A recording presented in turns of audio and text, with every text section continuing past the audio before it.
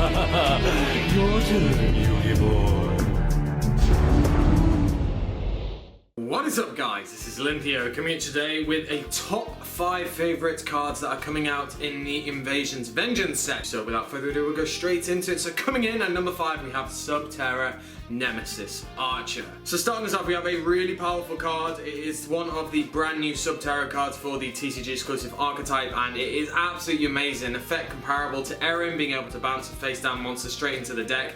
And then not only that, when it is destroyed by battle or card effect, you can simply special summon another Subterra monster. So it's just so good, and the ability to be in face up or face down defense is just really amazing, because it means that you can set up those flip effect plays, or you can apply some pressure if you do use one of the new Subterras, which has the 3000 attack. It's pretty decent. It's a really good card effect. It really helps the deck in my opinion, simply because it means you can add other archetypes into it if you so wish. You can use the Sky Iris engine, you can maybe add some Metaphors to pop it, to abuse the effect. There's a lot of different things that you can do. Having 1600 attack for a level 3 as well is pretty strong. It is an Earth like all the rest, but it's a fairy, which is a really interesting one, simply because a lot of the Subterras are just so random in their types. Obviously this is down to the whole archetype and the lore that they are all, you know, Subterras beneath the ground, so they're all different little things. So I'm really excited about this card, and there is just so much potential with it. It really opens the deck up, so that's why it's at my number 5 spot. Coming in at number 4, we have the Paleozoic cards, and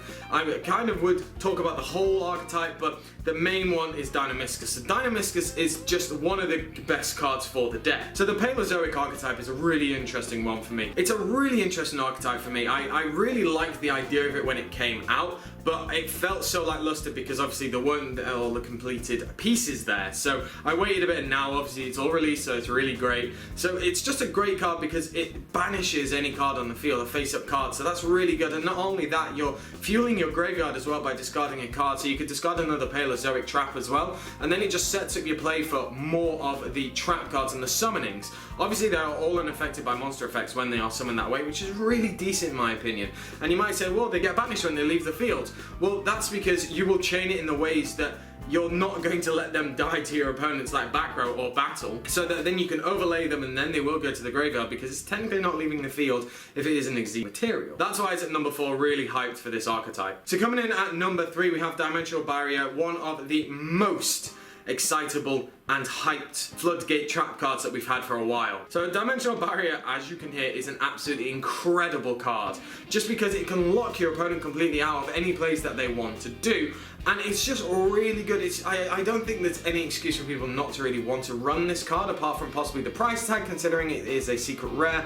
Don't know what the cost of it is right now, but I imagine it's going to be a pretty solid like £30–40. Being able to get that advantage on your opponent, being able to lock them out of a possible turn is just so good. For example, if you're going against the Pendulum deck and you just call Pendulum, then they're just kind of in trouble because they can't make their big pushes with the Pendulums. They have to kind of work around it, and you know, it's just a really strong effect, and that's why I really do like it, and that's why it's at the number 3 spot. Coming in at number 2 spot is probably the most hyped card of the whole set. It is totally awesome. So it's pretty obvious why this card is so good. Not only can it be brought out by normal means with 2 Aquas, it can be brought out by things like a Bahamut Shark, and Bahamut Shark just means that you can special summon this. So Heroes, Mermels, all those decks that do have water type monsters, you can summon it. Being able to negate one of your opponent's effects, destroy that card, and then be able to have the option to set it on your side of the field. So if your opponent activates a Raigeki, you go, nope, Treat Toad, tribute something from the hand field, and then you get to be like, okay, I'm going to take that Raigeki to be able to use it in the next turn. So it's a really strong effect. Your opponent really has to play around it. They kind of have to summon a monster with over 2200 attack to attack over it before they really make their plays, unless they're just going to bluff stuff out, and that just means that they're negging on what they're trying to do. So Totally Awesome is just one of those cards that is absolutely amazing. It's incredible, and yeah, I can't wait to get my hands on them. And then finally, coming in at the number 1 spot, you probably all guessed it, it is Denglong, the first of the Yang Zing. So Denglong is one card I waited for ages just because of my Yang Zings. I cannot wait to play it. So it's absolutely amazing effect, as you can see. Really easy to go into the card. You can rush into it quite quickly with, for example, a Speedroid engine using Terratop and also the dice. It's really easy to get into it. You can also just, by normal means, go into it with your Jiaotu and then a Bian, or other things like that. It just depends on how you want to build it with a Sawani or a Chaiwan. Many ways to go into it, and if you can combo it with the fact that you will be using Zhao Tu's effect, there's just so many good things. It really helps the deck be able to function into the lockdown deck, because you can search out your counter trap that's just absolutely amazing. You can search out the draw card. It's just so good, and that's why I absolutely do love it. So that is it, guys. That is the top 5. That is my list. What is your list? What cards are you really looking forward to? What are the top 5 that you cannot wait for this set? So as I said, let me know down in the comment section below. Make sure to give me a like, comment, subscribe, and I should catch you guys later.